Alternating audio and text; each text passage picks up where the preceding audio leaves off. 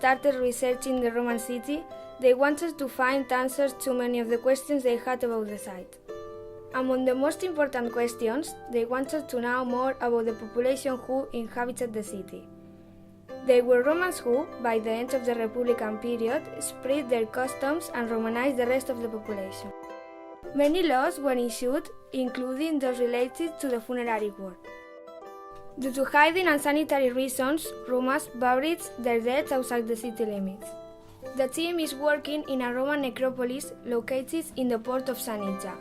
A total of 47 tombs were excavated in the past 3 years. In 2012, 2 new tombs have been already excavated and 4 are currently under anthropological investigation. The tombs date from the 5th and 6th century AD. The Christianized Romans reused the tombs and, for this reason, they can present more than one individual inside them, regardless age or sex.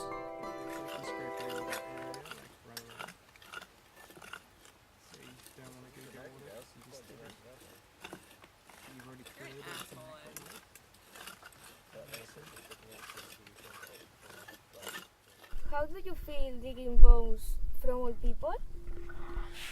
It's always very interesting for me.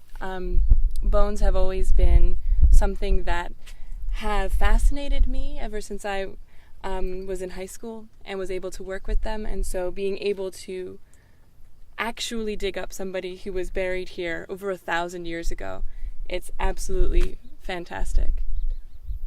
At first I found it really confronting, and I really didn't know how to react to the fact that it was a person around. But when I heard that they were looted deposits and people had disturbed these graves and exploited them, I felt like it's probably more beneficial to keep them somewhere safe. In which point of your work with the tombs do you have to take more care? In this case, a lot of the bones are broken and a lot of them are in fragments, and we have to be careful not to lose them because a lot of them can be very important when we try to put the skeleton together again, when we take it back to the lab. Oh, definitely around some of the bones that are really fragile, like the scapula I've found is incredibly thin, and like the slightest touch it will just fracture and you'll only sort of end up with a small amount of it. Do you think that people are aware about the information presented on the site? I think people underestimate the value of excavating bones and really knowing who the people living in these places were. Yeah. Where I come from, when I tell people that I want to go into archaeology, a lot of them sort of go, "Oh, no, don't want to dig up the past, leave it all buried."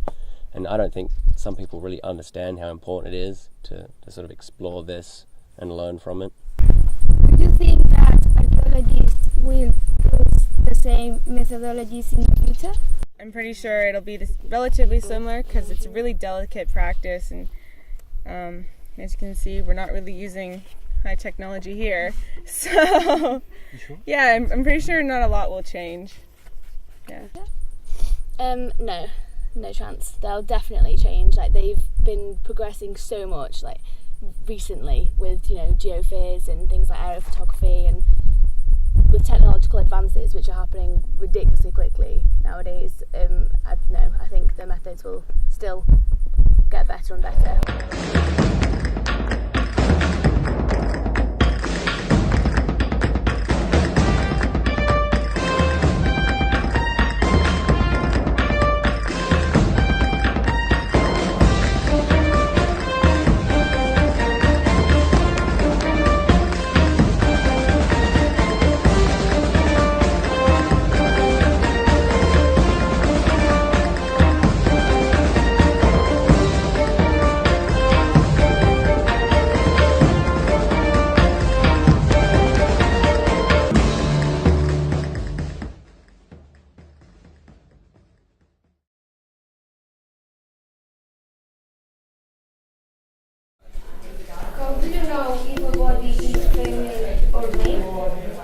If an individual is female or male.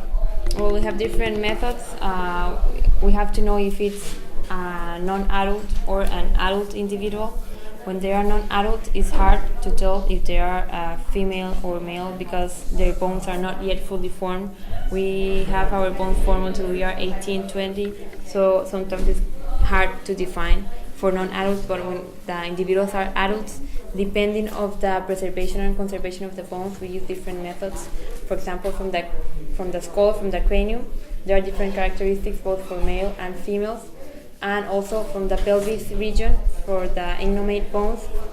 There are different characteristics that are very normal in males and in females. So depending on which bones we have and the fragments we have from each bone, we can define if it is male or female. Can we know why they die? It also depends on the preservation and the conservation of the individual, and if we have them in an anatomical position and we have the whole individual complete, the whole bones.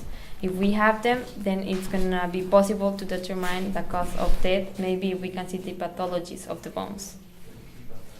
Can you also guess the age? Also, it all depends on which bones we have and the preservation. But for example, if we have the teeth, it's very easy to determine the age of the individual by the dental wear they have in the enamel of their teeth.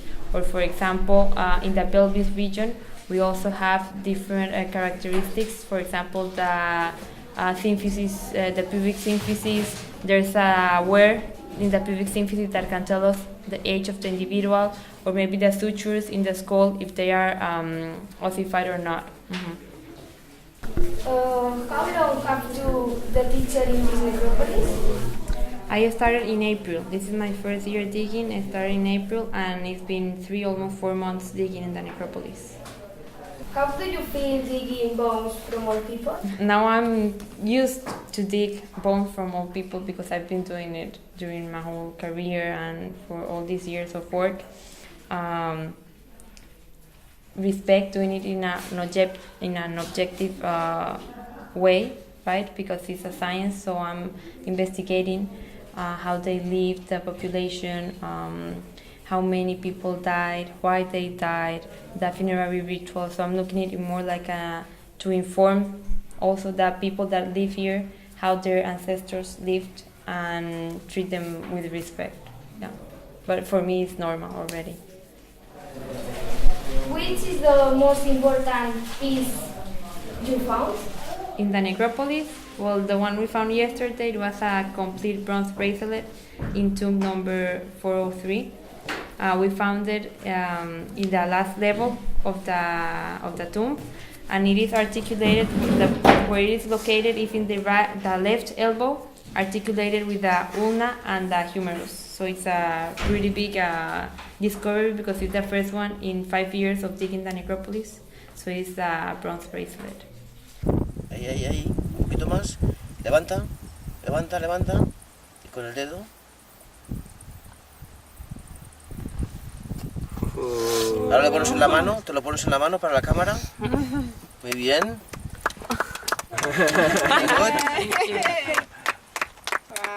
Wow. Ok, ahora, picture for Facebook. Smile. Yeah.